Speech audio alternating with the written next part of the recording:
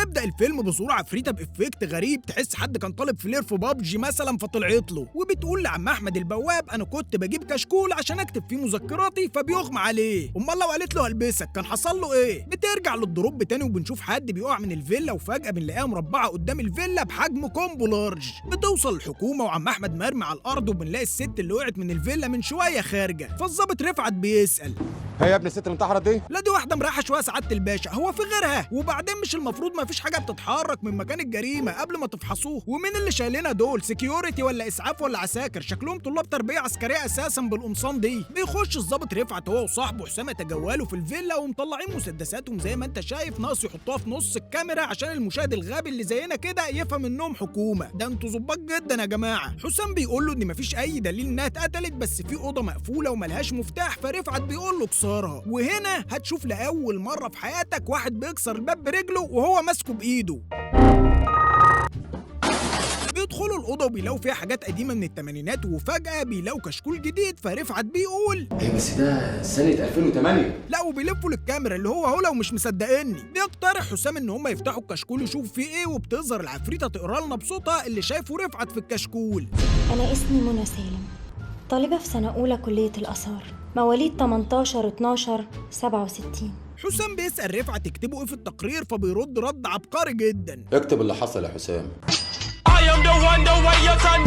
تصدق لولا الكلمتين دول كان ممكن يألف قصة يحطها في المحضر. بيمر سنتين وبنشوف زينات واقفة بتبص من باب فيلا، ما تفهمش عاملة نفسها عفريتة هي كمان ولا ايه. والتلاتة اللي بتبص عليهم دول بنكتشف فيما بعد خلال الفيلم انهم عيلة الظابط رفعت، مراته وابنه وحماه. وزينات دي تبقى صاحبة الفيلا اللي حصلت فيها الحادثة زمان، بس انا بحرق لك مسبقا يعني. ميسون الكويتية بتكلم ابوها انها عايزة تنزل مصر عشان تكمل الماجستير بتاعها. يابا يا حبيبي، انا الجريمة عندي مثل بوكيه الورد الحلو. يا سلام. والجثة يوم اشوفها كأني اسمع معزوفة لعبد الحليم حافظ. هي غالبا كده والله اعلم، يعني كانت فاكره ان عبد الحليم لما قال اني اغرق كانت جريمه انتحار. بعدها بتظهر هناء اللي متجوزه عرفي، واختصارا لهري كتير جوزها بيطلع ندل وعايز يخلع منها، فبيقول لها ان الراجل صاحب الشقه مش راضي ياجر لهم تاني، وعشان كده هو حجز لها في بيت المغتربات اللي وراهم. انا حجزت لك سنه مقدم في بيت المغتربات، عايزه تروحي انت حره، مش عايزه اعملي اللي انت عاوزاه. طب والله ابن اصول يا جدعان، وكان ممكن يرميها في الشارع عادي. بنشوف منى اللي بتقول لاصحابها انها تعبت من السفر رايح جاي وان السواق اتحرش بيها، فبتدور على سكن، واللي طبعا من غير ما نكمل هيكون بيت المغتربات. بنروح لليلى اللي نازله من لبنان عشان تمثل، واتخانقت مع صاحبها ولا المخرج ما تفهمش، وطبعا هتسيب المكان وتروح فين؟ الله ينور عليك، بيت المغتربات. تحس ان مفيش بيت غيره في مصر، يعني السماسرة كلهم فاتحين على هناك. بنشوف حسام رايح يبارك لرفعت انه اتنقل للقاهره تاني، فرفعت بيساله مفيش اخبار عن البيت ايه؟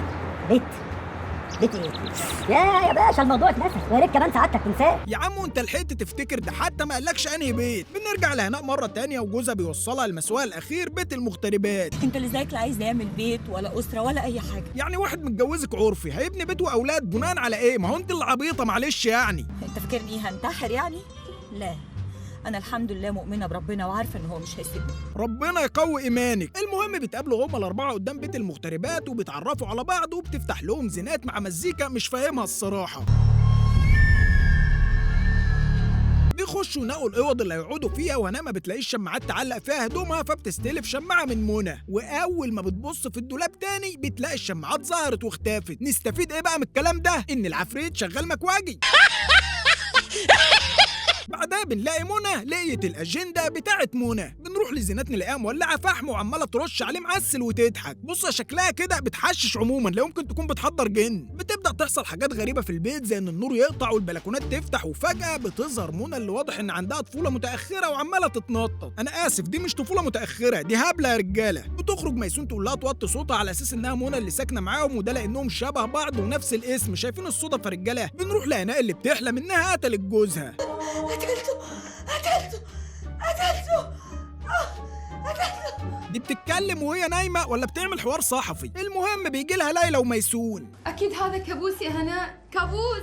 هو ليه كل الناس عماله تقول بديهيات من اول الفيلم؟ بتروح زينات لفيلا رفعت مره تانية وبتدي ابن هشام باكو بسكوت، بيتخض طبعا من منظرها زي اي انسان طبيعي وبيجري يحكي لامه اللي حصل. فين يا هشام؟ مفيش حد. سؤال بس معلش، انت بتبص عليها فين يا مدام؟ يعني الواد جاي من عند الباب وانت بتدوري عليها وراكي؟ بنرجع لبيت المغتربات وليلى بتحاول تخرج هناء من المود، فجايبه لها لانشون وجبنه رومي فاكراها فار. حتى الاكل الحلو ده بيقولوا عليه عيش وملح. حتى الاكل الحلو ده بيقولوا عليه عيش وملح. يعني الاكل الحلو بيقولوا عليه عيش وملح، الاكل الوحش بيقولوا عليه ايه؟ انتوا بتملوا اي كلام على فكره. بتيجي منى وميسون بتعتذر لها عشان زعقت لها امبارح لما كانت بتتنطط في الصاله، فمنى بتقول لها انا لا اتنططت ولا انت زعقتي، وبيقعدوا عشان يفطروا. بيروح حسام المكتب لرفعت بعدها وبيسلم عليه ولا كانهم ما كانوش مع بعض امبارح. ايه اللي جابك؟ انا جيت اشتغل مع سعادتك في الاثار. Really nigga؟ سيبك بقى لا حركه نقل ولا وزاره ولا الكلام ده، انا جاي اشتغل معاك في الاثار، انا قررت خلاص. بتقعد هناء تندب حظها وفجاه منى العفريته بتيجي تقعد قدامها فبتسالها انت جيتي امتى؟ ولكن الباب بيخبط وبيقطع كلامهم ومش محتاج اقول لك انها منى.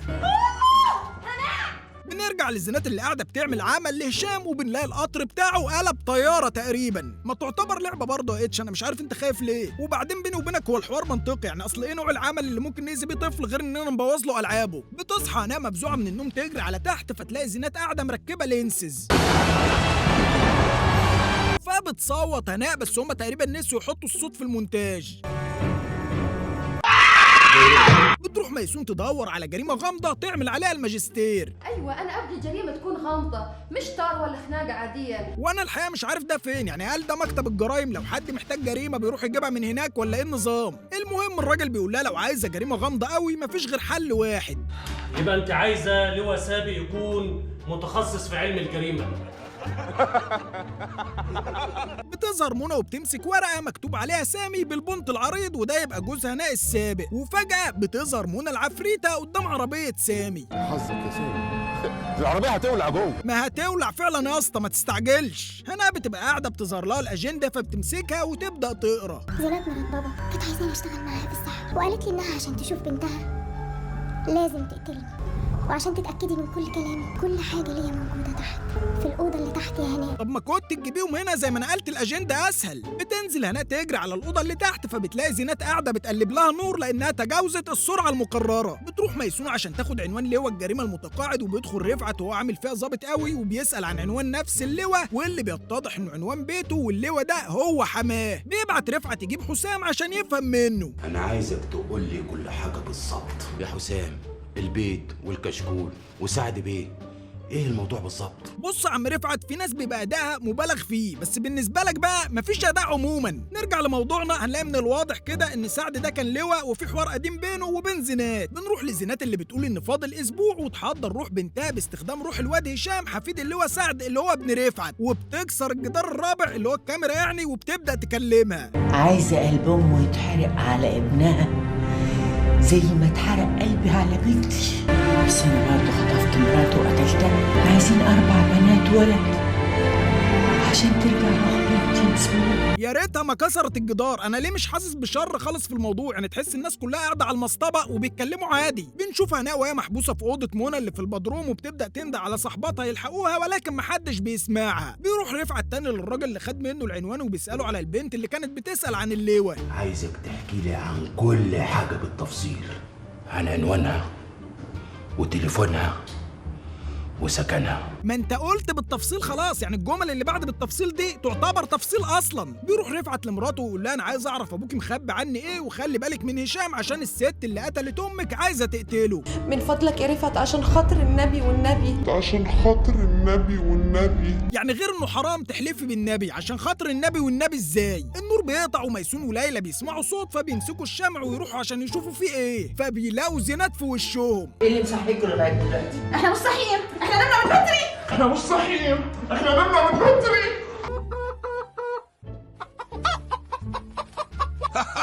يا مساء الكوميديا يا رجاله. طب ما تقولوا ان هو فيلم كوميدي مش رعب، على الاقل يبقى اللي بيحصل ده واقعي حتى. بيروح رفعت لسعد حماه وبيطلب منه يحكي له كل اللي حصل. تاني يوم ميسون بتروح له هي كمان وتقول له احكي لي جريمه غريبه كده في المطلق اللي هو اللي يجي في بالك، فبيقول لها روح يا بنت الله يسهل لك انا مش فاضي، فبتقول له خلاص هفوت عليك في وقت تاني. بياخد سامي العفريته منى ويطلع بيها على البيت. انت عامل زي كل الشباب، كل ما تعجبهم واحده يتجوزوها. الله، طب واحنا مالنا يا ست منى؟ مش كفايه مستحملين الفيلم؟ المهم بتسيبه وتمشي. مرات رفعت بيجي لها تليفون ان جوزها في المستشفى، فبتاخد ابنه وبيروحوا عشان يطمنوا عليه. هوب بنلاقي زينات شايله هشام وماشيه بعدها، ما تفهمش بقى ازاي خطفته ولا امتى. بيروح رفعت وحسام عند زينات وبيسالها جبت ابني فين يا زينات؟ بنلاقي هشام بعدها محبوس في نفس الاوضه مع هناء، ورفعت ماسك ميسون بيموتها من الضحك تقريبا. هشام ابني فين؟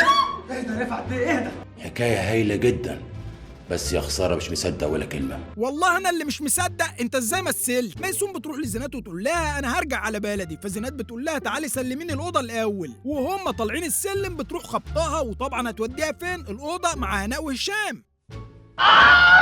بيرجع رفعت عشان يسأل على ميسون، فليلى بتقول له انها سافرت عشان خايفه منه. بيتعصب رفعت جدا من غير اي رياكشن كعادته طول الفيلم، فبتقترح عليه ليلى اقتراح رايق. شو رايك اعمل لك فنجان قهوه تروق اعصابك شوي؟ صدقني هذا شيء لصالح ابنك. اذا كانت قهوتك دي من صالح هشام ابني مفيش مانع. معروفه احسن حاجه للعيل المخطوف القهوه. اسالنا انا. ليلى بتبقى واقفه قدام المرايه، فجاه بتلاقيها اتغرقت دم وبتصوت، والدم بيخرج من تحت الباب يطلع على منى بره يغرقها حرفيا. انا والله حاولت افكر في كذا حاجه اوصف لكم بيها اللي حصل ده، مش لاقي، بس ممكن تعتبروا البحر الاحمر. بتروح زينات لليلى تنيمها مغناطيسيا، وطبعا شونتها على الاوضه مع هناء وهشام وميسون. بيروح رفعت لمنى وبيقول لها على كل حاجه. اللي دمه هشام ابني في رقبتك. Stop it. Get some help. ده انت كده هتعيط يعني. بتظهر منى لمنى وبتقول لها تكمل قرايه الكشكول، ولكن الملفت للنظر انها ما اتخضتش حتى، يعني عفريته وشبهك وبتقول لك روحي محبوسه وكل ده عادي. خلاص يا حسين، هشام ابني راح، مش لاقي حل. طب اروح انا اكلمها؟ لا هو راح بقى، ما تتعبش نفسك انت، هتبوظ لنا السياق الدرامي كده. بتروح منى لزينات وعامله نفسها العفريته منى، وهنا هتشوف لاول مره برضو عفريته داخله بتتمشى من الباب عادي كده، كان ناقص بس تخبط. زينات بتاخد منى توديها على الاوضه وبتحضر عدتها وتروح لهم. هي زينات مركبه زينون تقريبا فبتفليكس بيه، بس الغريب ان كلهم واقفين بيتفرجوا عادي، يعني انتوا الثلاثه ودي ولا مكركبه خشوا عليها تشملوها. وطبعا بما انهم ما عملوش اي حاجه، كان الضابط رفعت لازم يتدخل. سلم نفسك يا زينات! انت ايه اللي جابك هنا؟